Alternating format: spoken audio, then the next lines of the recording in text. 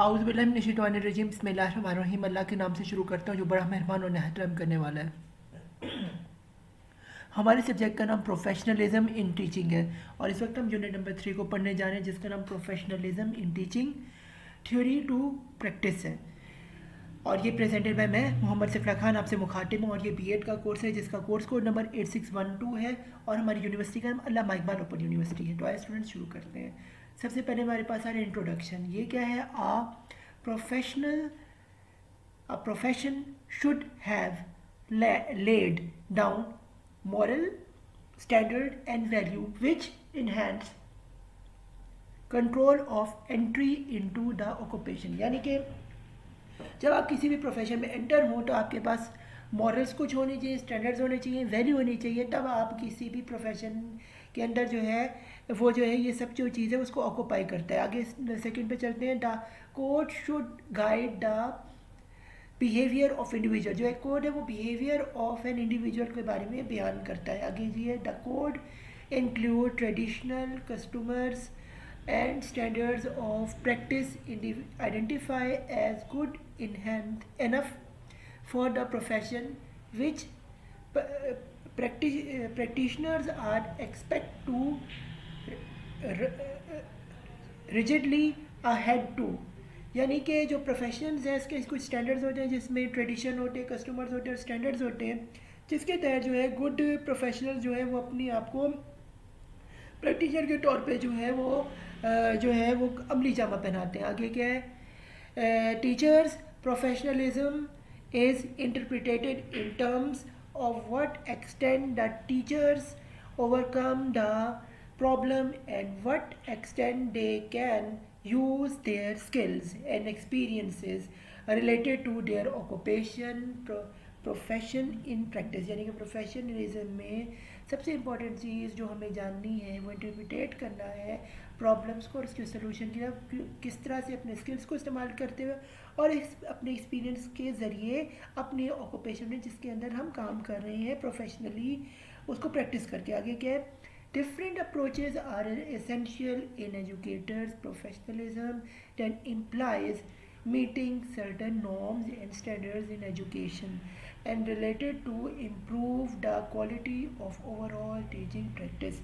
यानी कि overall teaching practice के लिए जो सबसे एसेंशियल चीज़ है वो है प्रोफेशनलिज्म।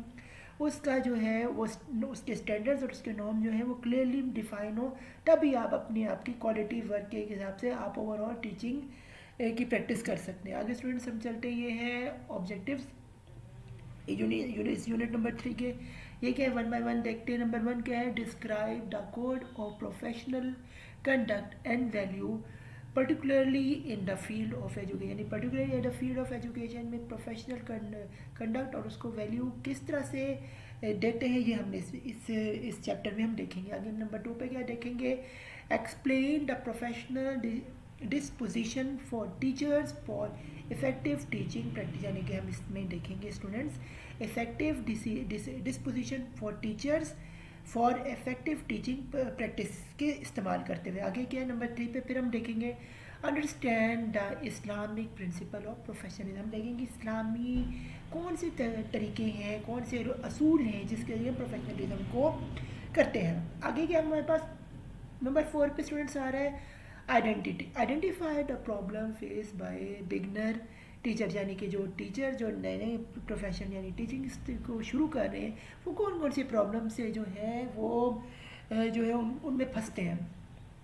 तो आगे स्टूडेंट्स बाकायदा आगाज़ करें चैप्टर नंबर 3 का हम। तो वो क्या है हमारे पास? Code of professional conduct and value. इसमें क्या है? Professional code for teachers repeats and make explicit and value and standard that have long been experienced by their teachers through their active practice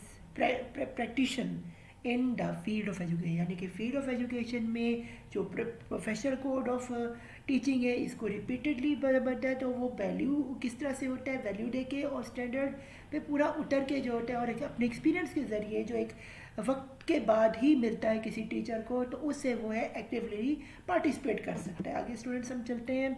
ये है purpose of the of the code, क्या ज़रूरत है code के होने की, वो क्या students, the code of professional conduct for teachers should be apply to all teacher. जो प्रोफेशनल कोड ऑफ कंडक्ट वो सब टीचरों पे जो है वो अप्लाई होना चाहिए। फिर है it's purpose is three fold, यानी कि थ्री फोल्ड में ये पर्पज़ इसका होना चाहिए। वो क्या नंबर 1 पे, it fills in as a directing compass as teachers look to control a moral and concise course through their career in instructing and to maintain the respect and pride of the profession of teaching। यानी कि जो teaching है ये profession के अंदर जो है इसके मॉरल्स और इसके जो कॉन्शियस है ये इसके इसके इसके कोर्स के अंदर कैरियर को मेंटेन करने और रिपीटेडली प्रोफेशनल के अंदर प्राइड जो है ये देता है अपने कैरियर को बेहतर करने के लिए। आगे क्या नंबर 2 पे, it might be utilize by the teaching group and the more extensive open to inform their comprehension and desire of teaching profession। यानी एज ए टीचिंग प्रोफेशन को अगर आप देखें तो उसमें ये हेल्प आउट करता है टीचिंग ग्रुप को और मोर इफेक्टिवली ये मदद करता है, एक्सटेंसिव ओपनिंग करता है, कॉम्प्रिहेंसिवली और डिज़ायर्ड प्रोफेशनल टीचिंग को मेंटेन करते हुए आगे चलते हैं। नंबर 3 पे ये it has a vital legitimate stand up and will be utilized by the council as a source of perspective point in practicing its investigative and under the disciplinary capacity, यानी कि अपनी डिसिप्लिनरी कैपेसिटी के अंदर legitimate तरीके से जो है utilise करते हैं काउंसिल को, सोर्सेज को इस्तेमाल करते हुए इन्वेस्टिगेट करने में कि किस तरह से जो है आप अपनी प्रैक्टिस जारी आपने रखी हुई टीचिंग की। तो आगे स्टूडेंट चलते हैं, ये है जी स्ट्रक्चर ऑफ द कोड।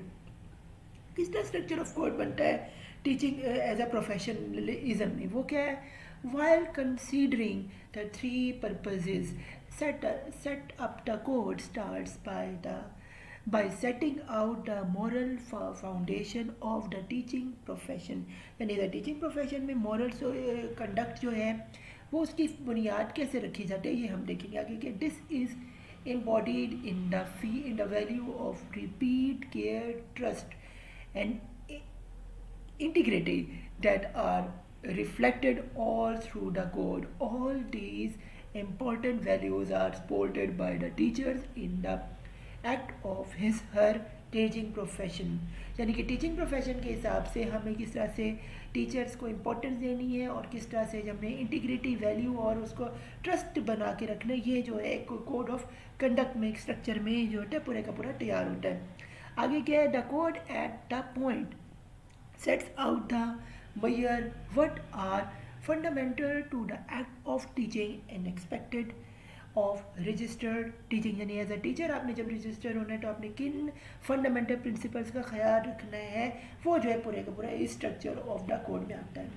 आगे चलते हैं स्टूडेंट, ये है professional standard of teaching profession. इसमें क्या है जी, on behalf of teaching profession, the teacher council sets out the following standard that apply to all teachers regarding of their position claims 1998 के मुताबिक। जो नंबर 1 पे हम देख रहे हैं प्रोफेशनल वैल्यू एंड रिलेशनशिप होना चाहिए, फिर नंबर 2 पे प्रोफेशनल इंटीग्रिटी होनी चाहिए, फिर नंबर 3 पे प्रोफेशनल कंडक्ट होना चाहिए, फिर नंबर 4 पे प्रोफेशनल प्रैक्टिस होनी चाहिए, नंबर 5 पे प्रोफेशनल डेवलपमेंट होनी, नंबर 6 पे प्रोफेशनल कोलिगेलिटी एंड कोलैबोरेशन होनी चाहिए। आगे स्टूडेंट्स हम देखते हैं कमिटमेंट टू प्रोफेशनल रिन्यूअल में इसमें क्या होना चाहिए, नंबर 1 पे क्या है, the educating and learning procedure can enhance and teacher can turn out to be more expert when school staff change themselves into a professional learning community। PLCS इसका मुखफ़्फ़ है, यानी प्रोफेशनल लर्निंग कम्युनिटी जिसे PLCS कहते हैं। In some cases called groups of continuously inquiry and development, यानी कि students जब हम किसी भी जगह पढ़ाने जाते हैं तो सबसे इंपॉर्टेंट चीज़ होता है उधर की स्टाफ रूम, यानी स्टाफ के लोग किस तरह कहते हैं। जब हम उनसे मिलते जुलते हैं तो हमारे अंदर एक प्रोफेशनल लर्निंग कम्युनिटी के साथ हम उठते बैठे तो हमारे अंदर एक प्रोफेशनलिज्म डेवलप होता है और उसके अंदर जो है हमारे अंदर कंटिन्यूसली एक ग्रुपिंग होती है और जिससे हमारे अंदर एक तब्दीली जो है वो आपको एक नज़र आती है कुछ अरसे बाद आगे। और 1997 found that schools working at PLCS share 5 attributes. वो क्या है?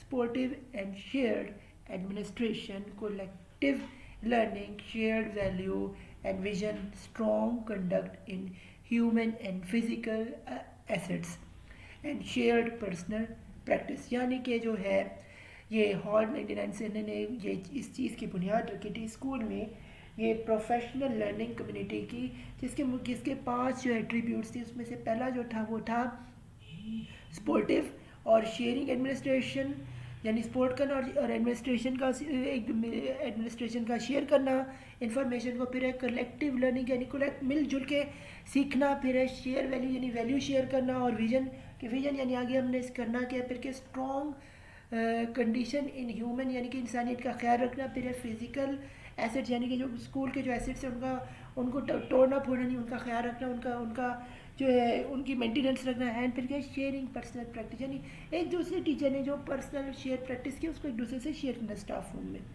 आगे in any case the literature did not uncover how the school's heads and instructors made or imagined along these lines of working with each other। यानी कि teachers का और professionals का आपस में जो एक दूसरे से मिलना जुलना है, ये भी जो है प्रोफेशनल वर्क को जो है उसको जन्म देता है और उससे जो है एक अच्छी चीज़ जो है वो सामने आती है। आगे हम चलते हैं, टीचिंग एज वोकेशन देखते हैं। टीचिंग एज वोकेशन होती क्या है students? There is a surety that teachers can get many benefits by examination of their important drives and duties regarding their profession. Poland 1987 underlined the significance of comprehension and sustaining one's expert and individual objective expression. We cannot educate quite a long time without taking care of our own importance making and straightening।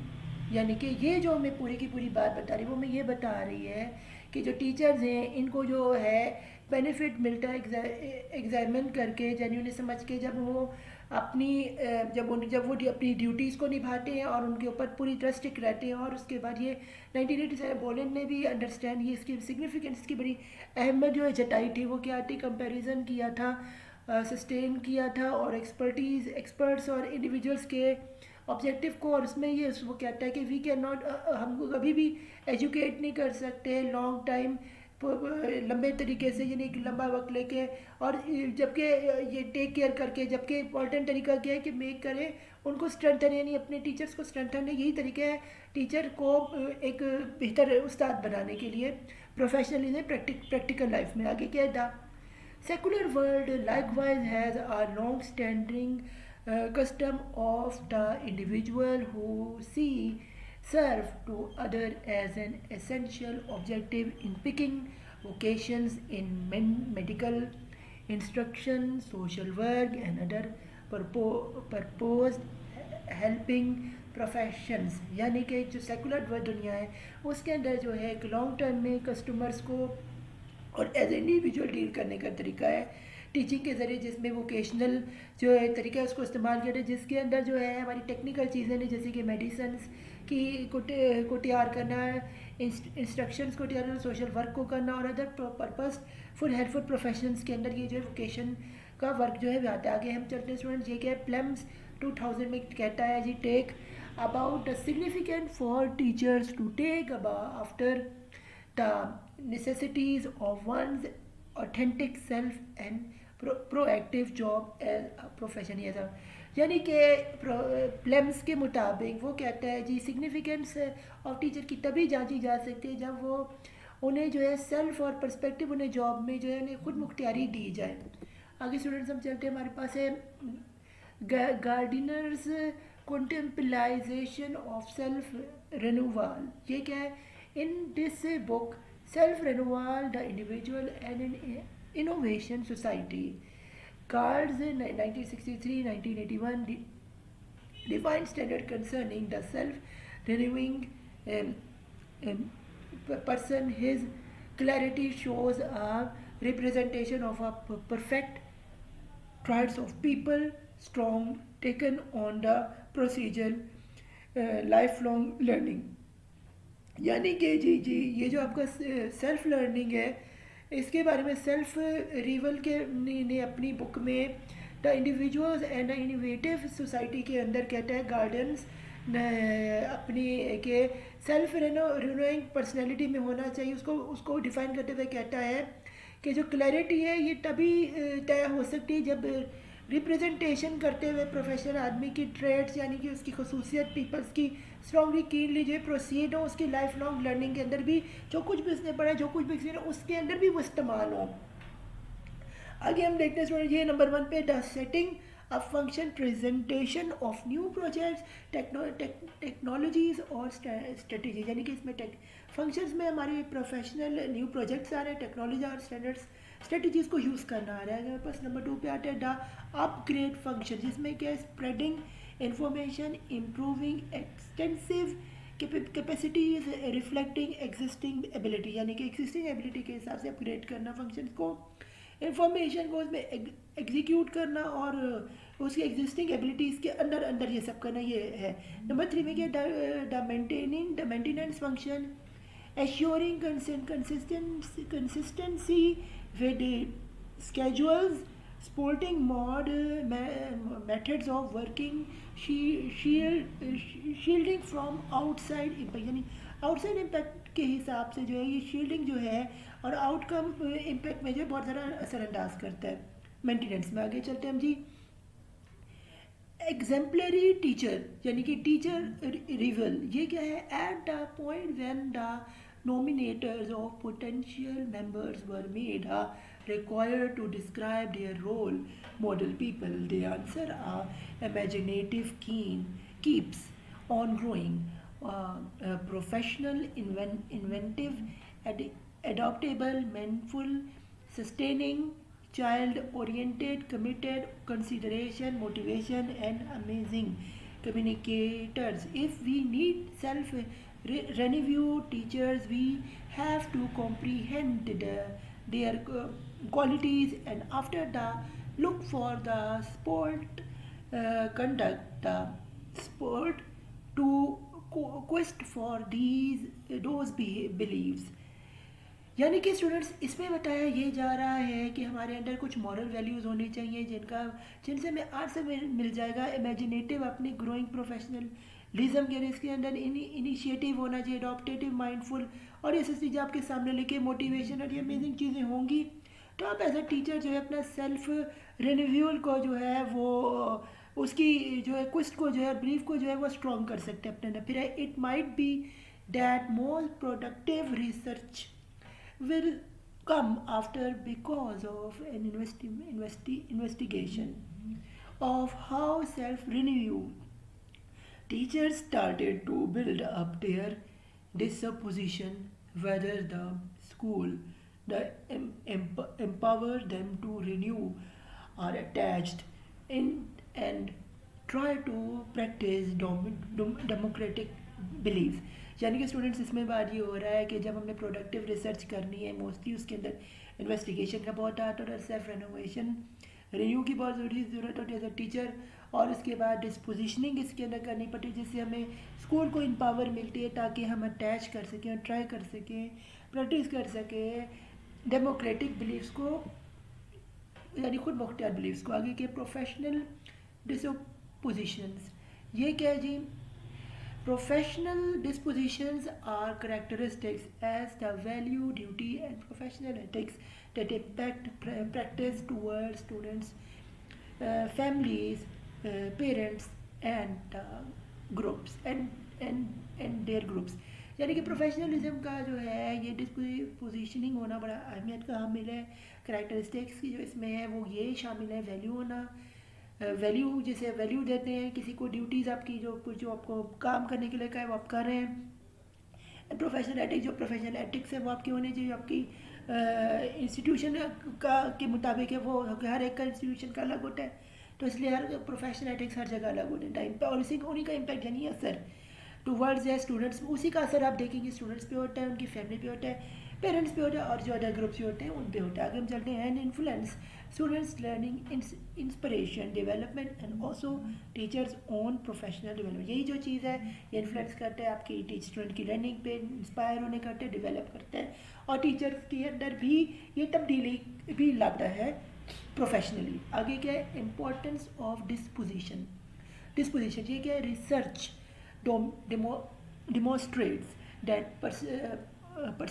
properties of the classroom teacher although influence how well student learn, ये जो है influence करता है कैसे teacher को learn करें। According to recent students according to recent studies, it has turned out to be certain that the nature of education our child get depends straightforward upon the nature of the teachers in our school. यानी कि हमारे school में जो है nature of the student जो है ये किस तरह होना चाहिए, ये सब कुछ जो है उसकी नेचर पे जो है ये डिपेंड करता है। आगे क्या है, the national council for accreditation of accreditation of teacher, यानी कि ये भी एक काउंसिल है जिसका ऑफ एजुकेशन जिसका नाम NCATE है, has commanded that NCATE has accredit college of education must check teachers, यानी कि वो टीचर्स को भी जो है वो चेक करें professional information, abilities and important skills to enable our students to learn. इसके ज़रिए जो है उनको जब उन्हें चेक करेंगे हम टीचर्स को, तो उनको प्रोफेशनली हम उनके बारे में जानेंगे, उनकी इन्फॉर्मेशन वो कैसी दे रहे हैं, एबिलिटीज़ उनकी, और इम्पॉर्टेंटली उनके जो हम स्किल्स हैं उनको भी हम टेस्ट करेंगे कि वो किस तरह से स्टूडेंट्स को क्लास में पढ़ा रहे हैं और बच्चे सीख भी रहे हैं कि नहीं सीख रहे, कुछ लर्न करें टीचर की पढ़ाने से। आगे स्टूडेंट्स हम देख रहे हैं नीड ऑफ प्रोफेशनल डिस्पोजिशन, इसको हम कंटिन्यू करते हुए आगे देख रहे हैं। The college of education and human development is in a joint effort with the college of arts and science and college of business and public administration is in charge of planning competitors who has the required information, abilities and dispositioning to become an effective teacher, यानी कि effective teacher होने के लिए, effective teachers को करने के लिए सबसे इम्पॉर्टेंट ये जो ये जो college of education and human rights करती है, क्या करती है कि आर्ट्स और साइंस की कॉलेज और बिजनेस को पब्लिक को इकट्ठे करती है और प्लान करती है, कंपेयर करती है और इनके वन कॉम्पिटिशन कराती है, इनकी इन्फॉर्मेशन देख के, इनकी एबिलिटी देख के और इनकी डिस्पोजिशनिंग करके, जिससे जो इफेक्टिवली टीचर की एफिशिएंसी को टेस्ट जिस पे किया जाता है कि in this manner your underlying license program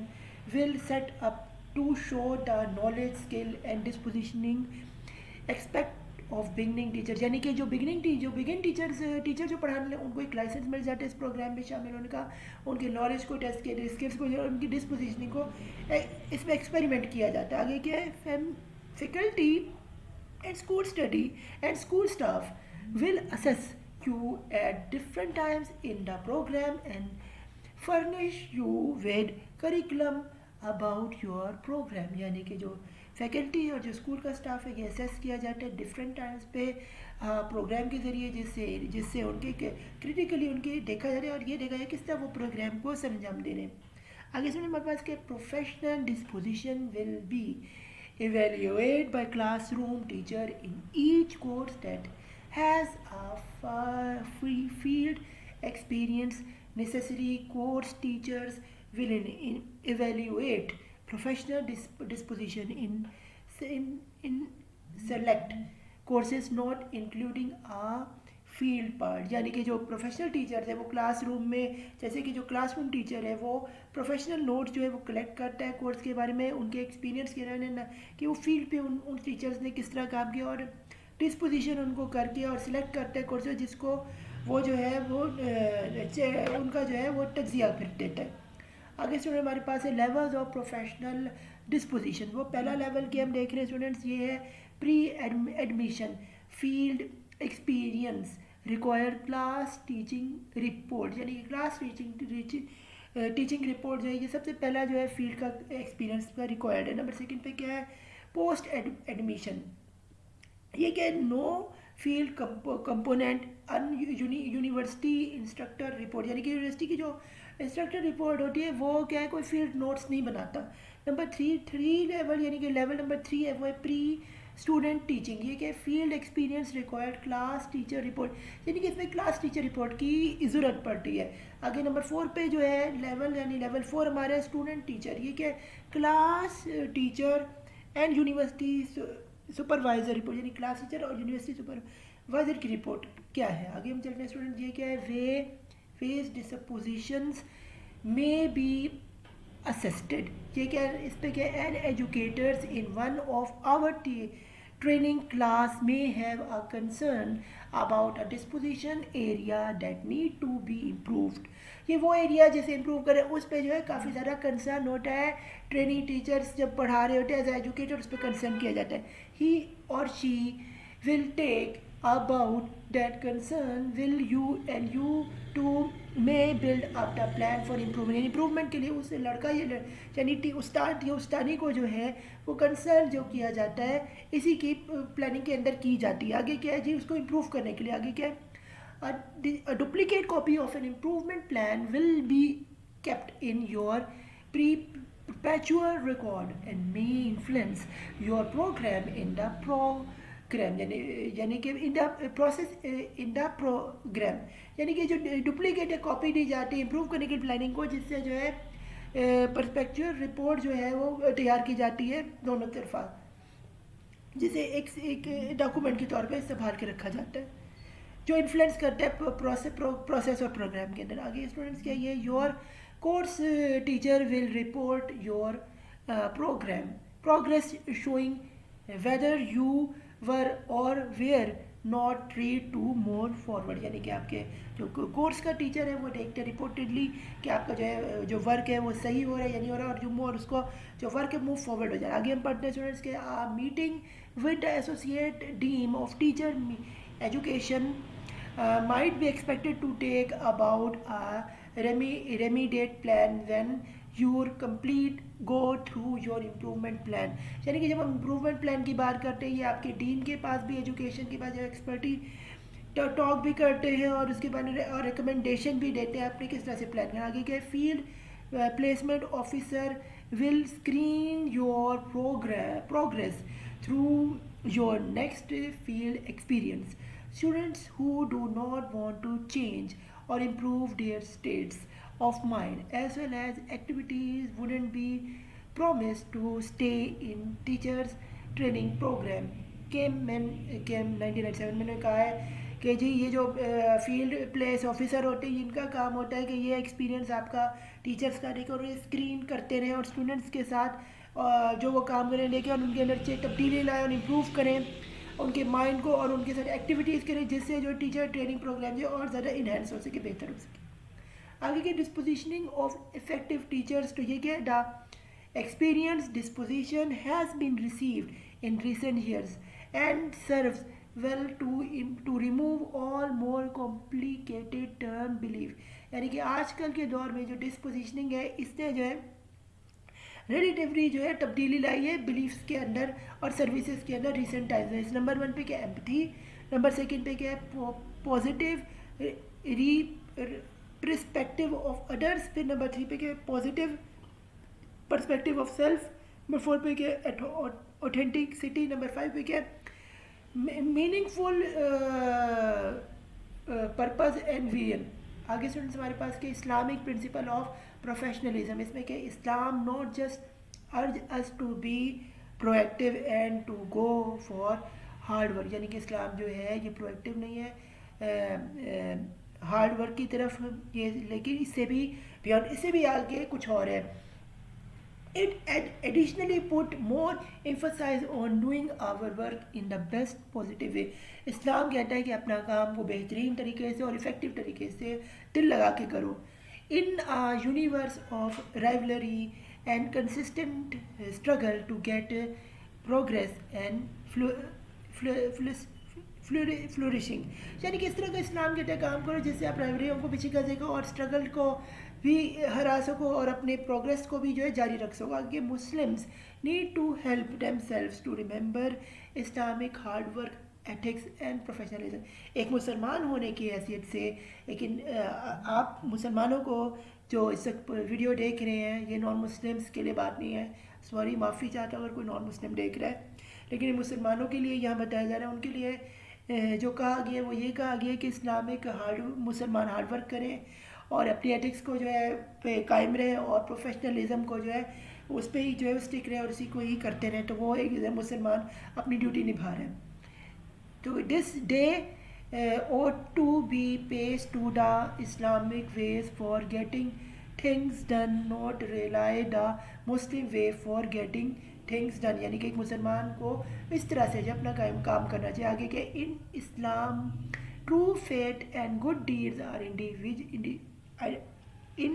divisible Islam, यानी कि इसका कोई डिवीजन नहीं है इस्लामिक दुनिया में। इसमें कि Islam advance the idea of earning with consistent effort while God has allocated for man, जो अल्लाह ताला ने आपके लिए रखा है उसी एफर्ट पे जो है इंसान को भरोसा करना चाहिए। जिसमें यह है that man can have nothing but what he strive for struggle the fruit of the strive with some come in side then he will revolve with a complete reward. Islam में जो है ऐसे होली कुरान की वर्ष है कि इंसान को वही मिलता है जिसकी वो स्ट्रगल करता है।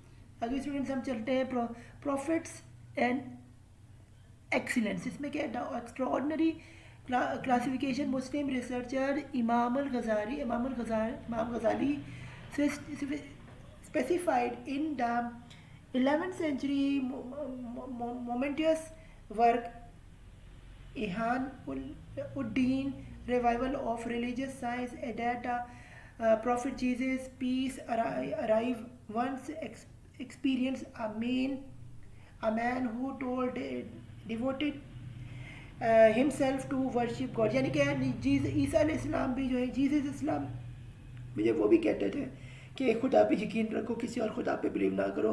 और इमाम गजाली और इन्होंने एक्स्ट्रा ऑर्डनरी और ये इमाम उद्दीन इन्होंने भी काफ़ी ज़्यादा जो है इस्लामिक जो है एजुकेशन पे काम किया कि प्रॉफिट मोहम्मद सल्लल्लाहु अलैहि वसल्लम also did not stop by guiding us to do good deeds. He made it a point to tell us to perform our good deeds in the best possible manner।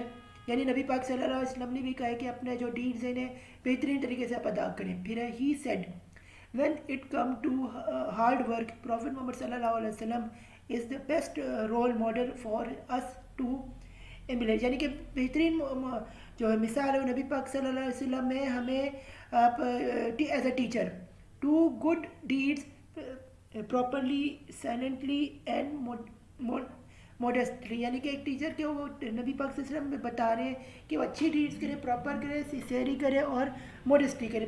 Always adopt a middle moderate regular course where whenever you will reach your target of paradise।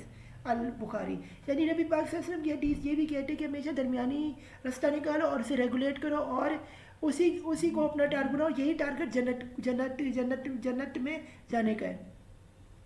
आगे students हमारे पास है professionalism इन इस्लाम। ये क्या है?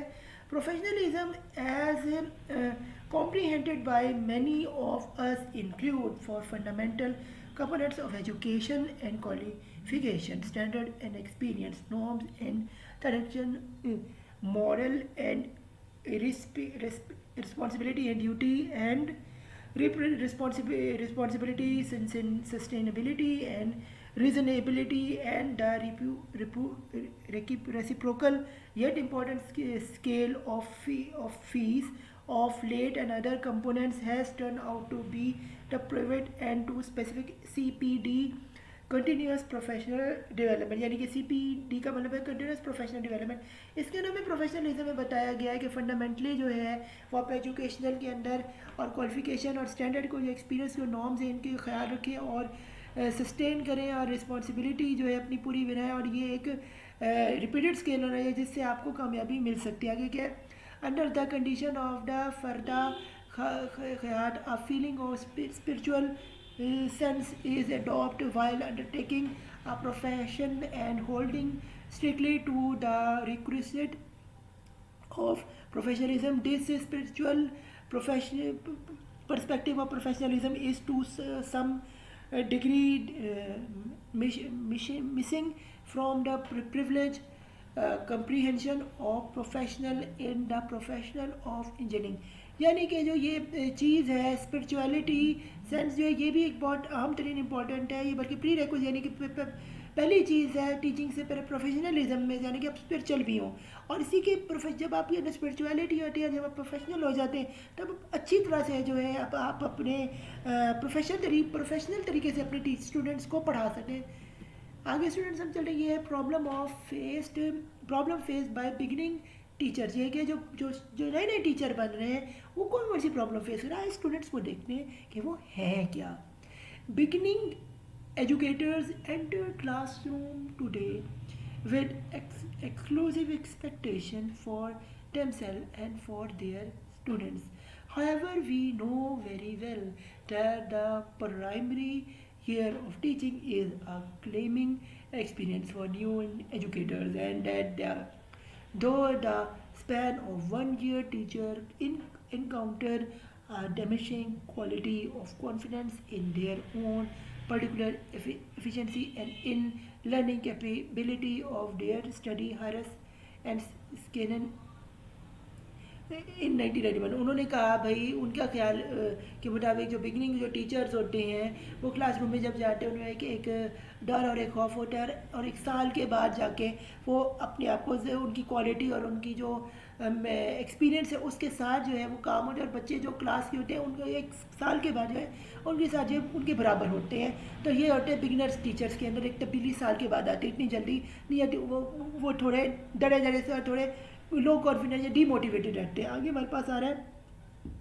For the expanding quantities of teachers who enter classroom without solid academic and professional plan and difficulty are amplified. यानी कि वो teacher जो बिना तैयारी के ऐसे ही क्लासरूम में पहले घुस जाते हैं और पढ़ाने लग जाते हैं, उनको जो फलानी जो नीचे मंडे जैसे जो चीज़ें बता रहे हैं वो उनका सामना करना पड़ता है। नंबर 1 पे वो कौन सी चीज़ है, सोशली फंसते हैं जिन चीज़ों में वो मैं बताने लगा। नंबर ए पे क्या है, एकेडमिक प्रॉब्लम उन्हें होता है, प्रॉब्लम्स होते हैं। नंबर बी होता है ऑर्गेनाइजेशनल प्रॉब्लम्स फेस करते हैं। नंबर 3 पे issues of material and technology के उन्हें प्रॉब्लम होते हैं। नंबर डी पे क्रिटिकल इंस्ट्रक्शंस एंड असेसमेंट के प्रॉब्लम होते हैं। नंबर आगे क्या है, relationship with students and focus on student learning, इस पर प्रॉब्लम होती है। नंबर ई पे एफ पे होती है ऑर्गेनाइजेशनल सिस्टम फॉर टीचिंग, इसको समझने में टीचर समझने में प्रॉब्लम होती है। क्लासरूम एंड स्टूडेंट यानी organization system for teacher, classroom and student यानी ये तीनों मिलकर जो चीज़ ऑर्गेनाइजेशन सिस्टम बनता है उसको समझने में प्रॉब्लम होती है। जी पे के school and school district politics and procedure, यानी पॉलिटिक्स जो स्कूल में चल रही होती है स्टाफ रूम है उसको और हेड के दरमियान वो समझने, और जो प्रोसीजर पूरे का पूरा स्कूल का चले इसको समझ में थोड़ा सा वक्त लगता है। और फिर एच पे के कोलिगल इंस्ट्रक्शंस, इसमें टाइम लगता है। नंबर आई पे क्या है, पेरेंट एंड कम्युनिटी, पेरेंट और कम्युनिटी को भी समझ में। फ़ी अमानिल्लाह, यहाँ पे हमारा चैप्टर नंबर 3 यूनिट ख़त्म होता है, यूनिट नंबर 3, और ये हमारा बीएड का कोर्स था 8612 इसका कोड नंबर था। तो फ़ी अमानिल्लाह, good luck to your final exam, और अल्लाह हाफ़िज़। मेरी तरफ से मुझे दुआ में याद रखिएगा। अल्लाह हाफ़िज़।